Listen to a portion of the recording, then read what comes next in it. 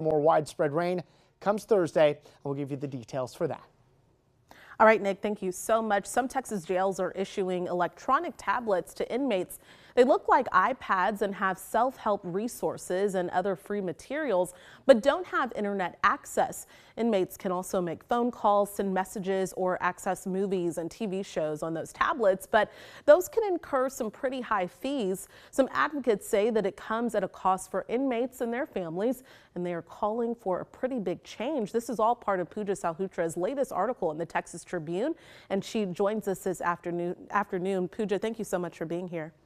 Thanks for having me. Well, we know that 7 counties in the state, including Hays County, use these tablets in their jails. Why do advocates, though, feel like these are profiting off of incarcerated individuals? Yeah, so the company that is issuing these tablets, and it's through a contract between the county jail and this company called Securus Technology, which really has a history of charging very high prices for prison phone calls as well as jail phone calls. They have what some people have called a near monopoly. They have a lot of the contracts with prisons and jails across the country. So advocates are just concerned that the rates that they're charging to do some of the things people want to do on the tablets are very high. Okay, so how are the individual counties and the Texas Department of Criminal Justice really responding to these concerns and calls for lowering the cost? Yeah, so this has been an issue for years, that the phone call rate specifically. And in 2018, the Texas Department of Criminal Justice, which runs all of the prisons in the state of Texas, they did lower the price of phone calls from 26 cents per minute to 6 cents per minute.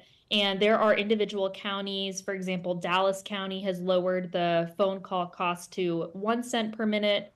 Harris County has lowered it to a couple cents per minute for their jail. So there are counties that are, beginning to respond to the advocates' concerns. But I think what they're saying, what the advocates are saying, is that the tablets are just creating another opportunity for this large company to profit off of inmates.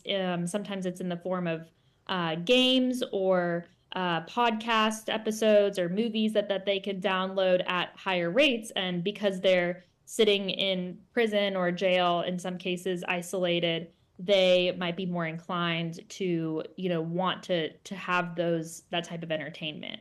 Okay, and then you point to some research in your story that says when inmates connect with their families this way and they are able to use those tablets, it really reduces recidivism. Are there any less expensive options that they can use to really help address some of their concerns?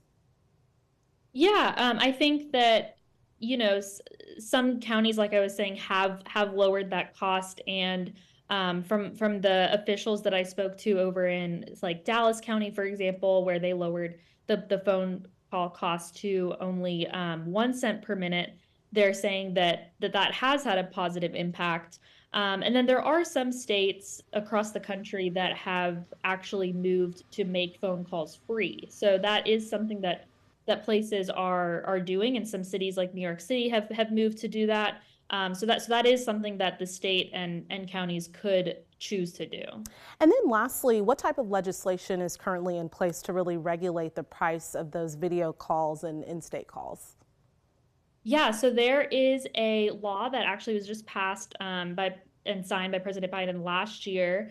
And it specifically is basically gives the FCC 2 years to set certain rates that would put the maximum amount that they can charge for these phone calls. So we haven't seen those regulations come down yet.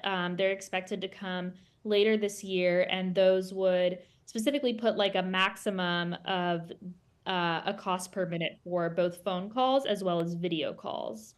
Okay, Pooja Salhutra from the Texas Tribune, thank you so much for joining us. Thanks for having me. Israeli forces are moving deeper into the southern city of Rafah. Tens of thousands more Palestinians were ordered to evacuate the city over the weekend. About 300,000 civilians have already fled. Robert Sherman has the latest now from Tel Aviv.